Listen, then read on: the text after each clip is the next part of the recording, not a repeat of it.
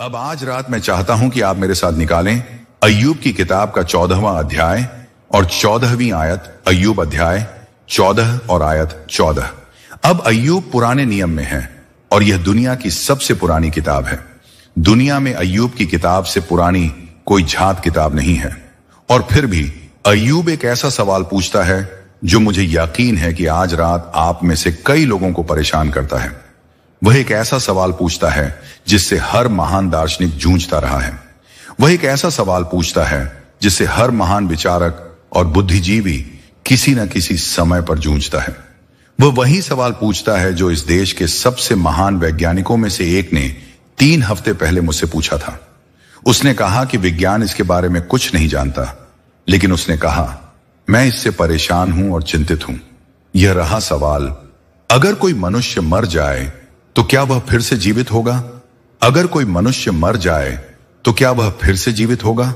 मृत्यु और जीवन की समस्या या जीवन और मृत्यु की, क्या आपने कभी इस पर विचार नहीं किया? आप किसी अंतिम संस्कार में गए हैं। कुछ पल के लिए आप गंभीर होते हैं, विचारशील होते हैं। उस रात आप वापस जाते हैं, बिस्तर पर जाते हैं और उसके बारे में सोचते हैं। एक दिन वे मुझे भी कब्रिस्तान ले जाएंगे। वे मेरे बारे में कुछ शब्द कहेंगे। क्या वही अंत है? क्या सब कुछ वहीं समाप्त हो जाता है? क्या आप जानते हैं कि बाइबल क्या कहती है? बाइबल कहती है कि जन्म का एक समय होता है और मृत्यु का भी एक समय। जन्म एक आनंदमय घटना है, मृत्यु एक दुखद घटना है और हम आंसू बहाते हैं। अगर आप उत्पत्ति के 5वें अध्याय को देखेंगे तो आप उन सब का वर्णन पाएंगे जो वृद्ध होकर मरे। आदम 930 वर्ष जिए लेकिन वह मर गया। मथुशेलह 969 वर्ष जिए लेकिन वह भी मर गया। मैंने हाल ही में ब्राजील के एक व्यक्ति के बारे में पढ़ा जो कथित रूप से 134 वर्ष तक जिया लेकिन वह भी मर गया। हर जीवन के अंत में मृत्यु है। जीवन बहुत छोटा है। बाइबल कहती है यह एक कहानी की तरह है जो कहीं जाती है। यह बुनकर की नोक है। यह एक फूल है जो मुरझा जाता है। यह घास की तरह है जो सूख जाती है।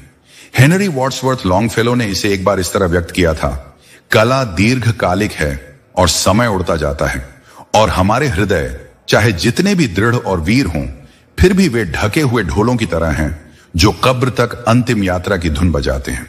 और यही हमारी मंजिल है। मनुष्य के लिए एक बार मरना नियुक्त है। तू मरेगा और जीवित न रहेगा। अब सवाल यह है, क्या आप ईश्वर से मिलने के लिए तैयार हैं? क्योंकि बाइबल कहती है मनुष्य के लिए एक बार मरना निश्चित है, परंतु उसके बाद न्याय। इस किताब के अनुसार मृत्यु के बाद कुछ है।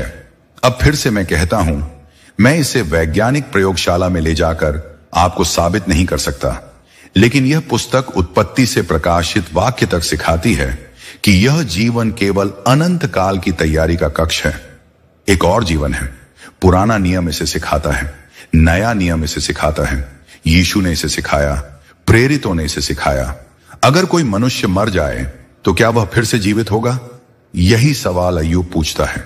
यही सवाल आज रात लाखों लोग पूछ रहे हैं और बाइबल का उत्तर स्पष्ट हां है। हां, मृत्यु के बाद जीवन है। अगर कोई मनुष्य मर जाए तो क्या वह फिर से जीवित होगा? महान रोमी विचारक सिसरो ने इस विषय पर कहा, मैं केवल अनुमान ही कर सकता हूं। मैंने अपने जीवन का बहुत बड़ा हिस्सा इसका उत्तर खोजने में बिताया है। मिसेस रूजवेल्ट, एलिनोर रूजवेल्ट ने कुछ वर्ष पूर्व एक लेख में कहा, मृत्यु के बाद जीवन में विश्वास करना मनुष्य की स्वाभाविक प्रवृत्ति है। और यह सच है। आप दुनिया में कहीं भी कोई जनजाति नहीं पाएंगे। आप कोई भी संस्कृति नहीं पाएंगे। आप इतिहास में कोई भी सभ्यता नहीं पाएंगे जो मृत्यु के बाद किसी न किसी रूप में जीवन में विश्वास न रखती हो। जब प्रारंभिक पितृपुरुष और तीर्थयात्री इस देश में आए तो उन्हें लगा कि उन्होंने न्यू इंग्लैंड में ऐसी कुछ जनजातियां पाई हैं जो मृत्यु के बाद जीवन में विश्वास नहीं करती। लेकिन जल्द ही जब उन्होंने संवाद स्थापित किया तो पाया कि वे सुखद शिकार भूमि में विश्वास करते थे। हां, मनुष्य के भीतर कुछ ऐसा है जो कहता है कि एक भविष्य जीवन अवश्य होना चाहिए। इस जीवन के परे कुछ अवश्य होना चाहिए, परंतु अंततः केवल एक प्रामाणिक व्यक्ति ही इस विषय पर बोल सकता है, क्योंकि वही मृत्यु से होकर आया। वह पुनर्जीवित हुआ और उसका नाम यीशु मसीह है। 2 या 3 साल पहले मुझे जर्मनी के चांसलर कोनराड एडेनोवर से मिलने का सौभाग्य मिला। यह उनके कार्यकाल का अंतिम वर्ष था। उन्होंने मुझे आमंत्रित किया था। मैं जर्मनी में प्रचार कर रहा था। उन्होंने मुझे बुलाया और मुझे नहीं पता था कि किस लिए। मैं बहुत हैरान हुआ और निश्चित ही सम्मानित महसूस किया। मैं गया। वह बड़े लंबे विशालकाय व्यक्ति थे। वह व्यक्ति जिसने लगभग अकेले युद्ध के बाद जर्मनी में लोकतंत्र को पुनर्स्थापित किया था। और मैंने सोचा कि यह महान व्यक्ति मुझसे क्या चाहता है। उसका पहला सवाल यह था, क्या आप मृत्यु के बाद जीवन में विश्वास करते हैं? मैंने कहा, हां महोदय, मैं विश्वास करता हूं। मैं मानता हूं कि बाइबल इसे सिखाती है। उन्होंने कहा, मैं भी विश्वास करता हूं। उन्होंने कहा, मैं यीशु मसीह के पुनरुत्थान का अध्ययन कर रहा हूं। और उन्होंने कहा, जब मैं चांसलर का पद छोड़ दूंगा तो मैं अपने जीवन का बाकी हिस्सा मसीह के पुनरुत्थान का अध्ययन करने में बिताऊंगा, क्योंकि उन्होंने कहा, यदि मसीह जीवित है तो संसार में आशा है। यदि मसीह जीवित नहीं है तो मुझे कोई आशा नजर नहीं आती कि सभ्यता बच सके। क्या यह अद्भुत नहीं है? हां, यीशु मसीह जीवित हैं। वह मृत्यु से जी उठे और उस दिन, उस ईस्टर रविवार की सुबह,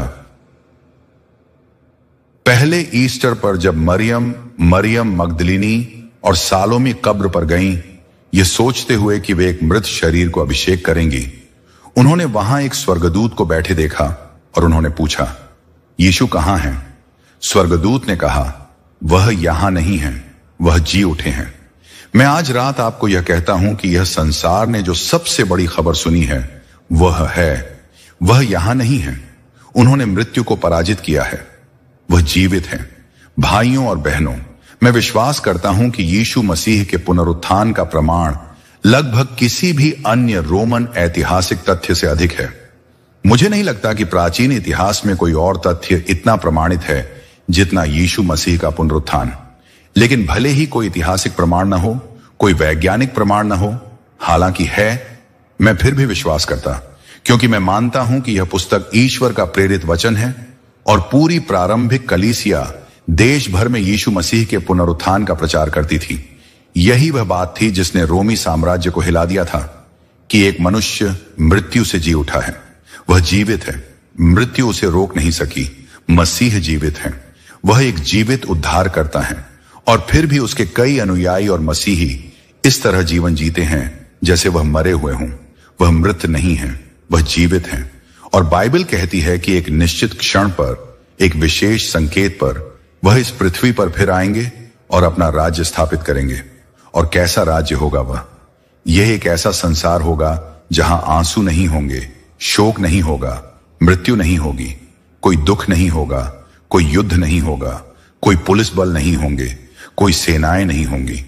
यह एक शानदार संसार होगा जिसे केवल एक व्यक्ति शासित करेगा, प्रभु यीशु मसीह। वह जीवित है। मैंने अपना जीवन किसी मृत मसीह को नहीं बल्कि एक जीवित मसीह को समर्पित किया है और मैं एक जीवित उद्धारकर्ता का अनुसरण कर रहा हूं। और उसने मुझे एक गीत दिया है गाने को, उसने मुझे एक ध्वज दिया है पीछे चलने को, उसने मुझे एक विश्वास दिया है। मेरे पास अस्तित्व का कारण है। मुझे पता है मैं कहां से आया हूं, मुझे पता है मैं यहां क्यों हूं, मुझे पता है मैं कहां जा रहा हूं। क्या आपको पता है? परमेश्वर ने हिजकिय्याह से कहा, अपना घर व्यवस्थित कर ले, तू मरने वाला है। अब आप और मैं मरने वाले हैं, क्योंकि देखिए, बाइबल सिखाती है कि आप और मेरे पास एक शरीर है, पर हमारे शरीर के भीतर वास्तविक आप है, आपका वास्तविक अस्तित्व, और वही हिस्सा है जो सदा जीवित रहता है। आपका शरीर तो कब्र में जाएगा, पर आप, वास्तविक आप, आपकी बुद्धि, आपकी स्मृति, आपका व्यक्तित्व सदा जीवित रहेगा। बाइबल के अनुसार आप कभी नहीं मरेंगे और आप 1 करोड़ वर्ष, 1 अरब वर्ष बिताएंगे 2 में से 1 स्थान पर, यीशु के अनुसार। बिली ग्राहम के अनुसार नहीं, बल्कि यीशु के अनुसार। यीशु ने स्वर्ग के बारे में बहुत कुछ कहा, पर उन्होंने नरक के बारे में 3 गुना अधिक बातें कही। बाइबल के अन्य लेखक नरक के बारे में बहुत अधिक नहीं कहते, पर यीशु ने तो हर समय उसके बारे में बात की। उपदेश पर पर्वत पर मैंने लोगों को कहते सुना है, मैं नरक में विश्वास नहीं करता, मैं उपदेश पर पर्वत के अनुसार जीता हूं। तो आपने कभी उपदेश पर पर्वत पढ़ा ही नहीं है। यीशु ने उसके बारे में बात की। अब उन्होंने क्या कहा? उन्होंने कहा, मनुष्य का पुत्र अपने स्वर्गदूतों को भेजेगा और वे उसके राज्य में से सभी ठोकर खाने वालों और अधर्म करने वालों को इकट्ठा करेंगे और उन्हें आग की भट्ठी में डाल देंगे, जहां रोना, चिल्लाना और दांत पीसना होगा। उन्होंने क्या मतलब निकाला? मत्ती 25:41। फिर वह बाएं ओर वालों से कहेगा, हे श्रापित लोगों, मुझसे दूर हो जाओ उस अनंत आग में जो शैतान और उसके दूतों के लिए तैयार की गई है, और उसके स्वर्गदूतों के लिए। इसका क्या अर्थ है? इसका अर्थ है कि नरक मनुष्य के लिए नहीं बनाया गया था। इसका अर्थ है कि परमेश्वर कभी भी किसी को नरक में नहीं भेजता। यदि कोई नरक में जाता है तो वह अपनी स्वतंत्र इच्छा से जाता है। नरक शैतान और उसके स्वर्गदूतों के लिए बनाया गया था, मनुष्य के लिए नहीं। परमेश्वर कभी नहीं चाहता था कि कोई मनुष्य वहां जाए, और परमेश्वर ने आपको बचाने के लिए अपनी सामर्थ्य की हर संभव कोशिश की है। उसने अपने पुत्र को भी उस क्रूस पर मरने के लिए दे दिया ताकि आप वहां न जाएं। क्योंकि देखिए, जब परमेश्वर ने आपको बनाया, उसने आपको एक स्वतंत्र नैतिक प्राणी के रूप में बनाया।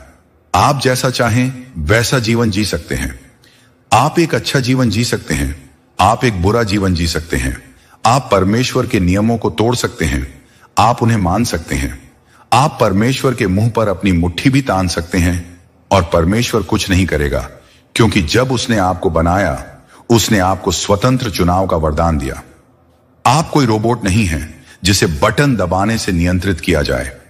आपको परमेश्वर का विरोध करने, उसे ठुकराने का अधिकार है। लेकिन बाइबल कहती है कि हमारे विद्रोह और अस्वीकार करने के बावजूद परमेश्वर आपसे प्रेम करता है। वह आपसे इतना प्रेम करता है कि उसने अपने पुत्र को आपके पापों के लिए मरने के लिए दे दिया। और जब मसीह उस क्रूस पर मरा, हम यह पूरी तरह नहीं समझ सकते कि वहां क्या हुआ, लेकिन हम एक बात जानते हैं, उसने वह नरक और वह न्याय अपने ऊपर लिया जिसके आप और मैं अपने पापों के कारण योग्य थे। उसने उसे उस क्रूस पर सहा, और यही कारण है कि उसके मुख से वह भयानक वाक्य निकला, हे मेरे परमेश्वर, हे मेरे परमेश्वर, तूने मुझे क्यों छोड़ दिया? क्योंकि देखिए, नरक का वास्तविक अर्थ ही परमेश्वर से पृथकता है। और उस भयानक क्षण में परमेश्वर पिता और परमेश्वर पुत्र के बीच एक छाया आ गई। पहली बार जब से अनंत काल आरंभ हुआ था, मसीह आपके लिए मर रहा था और उसने नरक की पीड़ा सही। वह झूठ बोलने का दोषी बना, वह निंदा का दोषी बना, वह ईर्ष्या का दोषी बना, वह सबसे गंदे अशुद्ध पापों का दोषी बना। और जब ये पाप उसके भीतर आए, आपके और मेरे पाप, तब परमेश्वर उन्हें देख नहीं सकता था, क्योंकि परमेश्वर अधर्म पर दृष्टि नहीं कर सकता। परमेश्वर बहुत पवित्र है। मसीह ने वह नरक अपने ऊपर ले लिया जिसके आप और मैं योग्य थे।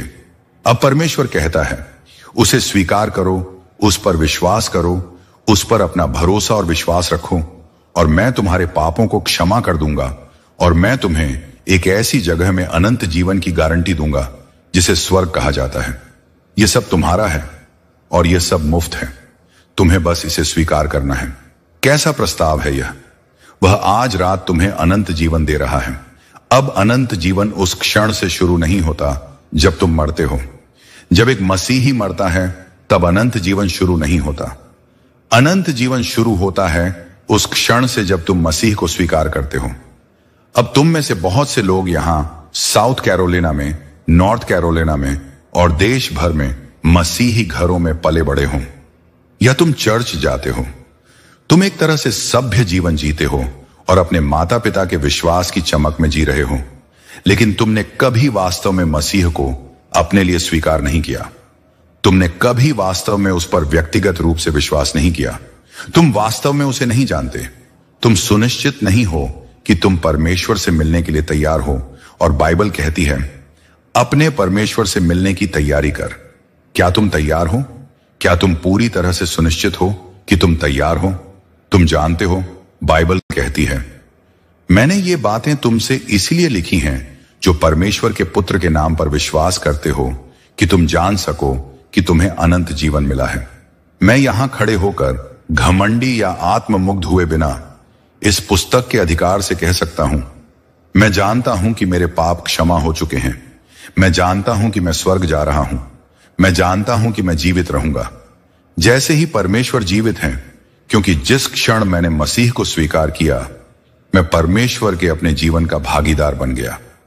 अब मैं 1 अरब वर्षों तक जीवित रहूंगा और वह केवल शुरुआत होगी। मुझे यह सब पता है, अपने किसी भलेपन के कारण नहीं। मैं स्वर्ग इसलिए नहीं जा रहा कि मैंने एक अच्छा जीवन जिया है। मैं स्वर्ग इसलिए नहीं जा रहा कि मैंने बहुत बड़ी भीड़ को प्रचार किया है। मैं स्वर्ग इसलिए जा रहा हूं क्योंकि मसीह ने उस क्रूस पर क्या किया। क्योंकि अनुग्रह से तुम उद्धार पाए हो विश्वास के द्वारा, और वह तुम्हारी ओर से नहीं है, यह परमेश्वर का वरदान है। यह कर्मों के कारण नहीं, ताकि कोई घमंड न करे। हम इसलिए स्वर्ग नहीं जा रहे कि हम अच्छे हैं। हम इसलिए स्वर्ग नहीं जा रहे कि हमने काम किया।